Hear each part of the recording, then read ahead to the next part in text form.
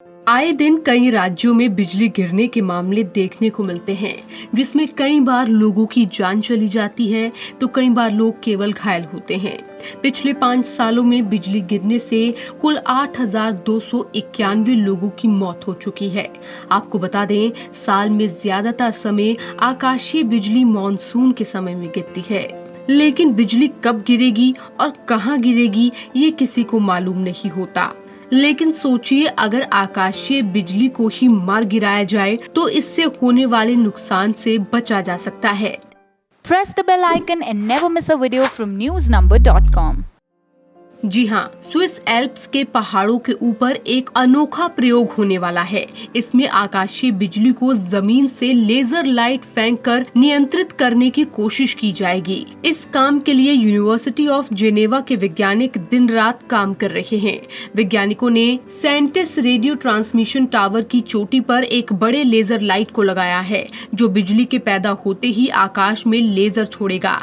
ये एक तरह की आधुनिक लाइटनिंग रॉड की तरह काम करेगी। वैज्ञानिकों की इस टीम को स्विट्जरलैंड के वैज्ञानिकों जीन पियरे वॉल्फ लीड कर रहे हैं। वो 20 सालों से लेजर पर काम कर रहे हैं।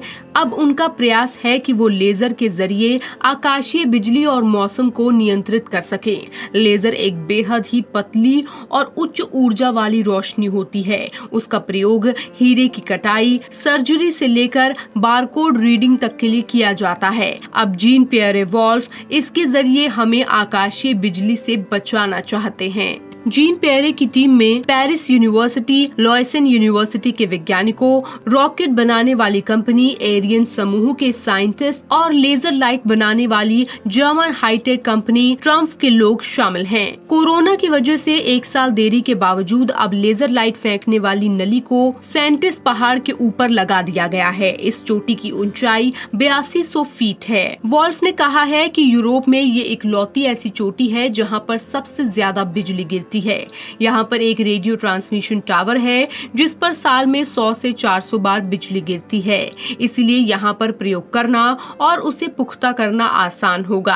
अब मुद्दा ये है कि ये होगा कैसे। आपको बता दें, जब तूफानी बादलों के बीच की हवा आपस में टकराती है तब वहाँ मौजूद आइस क्रिस्टल और पानी की बूंदें एक दूसरे से रगड़ती हैं। इससे इलेक्ट्रॉन्स निकलते हैं। ये इलेक्ट्रॉन्स एक तरह का चार्ज पैदा करते हैं जो ऑपोजिट चार्ज को अपनी तरफ खींचता है। ये इलेक्ट्रिक फील्ड बेहद मजबूत होती है। लेजर लाइट भी प्राकृतिक माहौल के बीच इलेक्ट्रिक फील्ड पैदा करने की क्षमता रखती है, लेकिन ऑपोजिट चार्ज के साथ। जीन पियरे वॉल्फ अपनी लेजर लाइटनिंग रॉड के साथ आकाश में बिजली पैदा करेंगे। उसके बाद उस पर नियंत्रण करेंगे। इसके बाद जब आकाशीय बिजली गिरेगी तब उस पर परीक्षण किया जाएगा। ये लेजर लाइट मौजूदा 400 फीट ऊंचे रेडियो टावर के बगल से ही आकाश की तरफ दागी जाएगी। पारंपरिक तौर पर लाइटनिंग रॉड एक बेहद ही सीमित क्षेत्र को आकाशीय बिजली से बचाती है। जीन पियरे ने बताया कि इस प्रयोग का सबसे पहला उपयोग सैटेलाइट ले जाने वाले रॉकेट की सुरक्षा के लिए किया जा सकता है। अक्सर लॉन्च के समय बिजली गिरती तो नहीं है, लेकिन आकाश में कड़कड़ाती है। साथ ही ये एयरपोर्ट पर भी लगाया जा सकेगा। जीन पियरे वोल्फ ने कहा है कि हर साल आकाशीय बिजली से बचाव के लिए यंत्रों की मांग तेजी से बढ़ रही है। ये करोड़ों अरबों का व्यापार है। अमेरिका में बिजली गिरने की घटनाओं से हर साल करोड़ों रुपए का नुकसान होता है। इसकी वजह है लगातार हो रहा जलवायु परिवर्तन।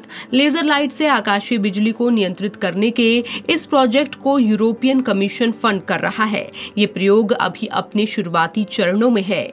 जीन पियरे ने कहा है कि हर साल दुनिया भर में 6 से 24 हजार लोग बिजली गिरने से मरते हैं। करोड़ों रुपए के इलेक्ट्रॉनिक्स और ढांचे का नुकसान होता है। आकाशीय बिजली एक बड़ी आपदा है। Laser lightning rod radio tower से ऊर्जा लेगा। हमने इस पूरे साइंटिफिक प्रोजेक्ट को सेंटिस चोटी पर पहुंचाने के लिए केबल कार और हेलीकॉप्टर्स की मदद ली है। ये एक बेहद बड़ी लेजर लाइट है।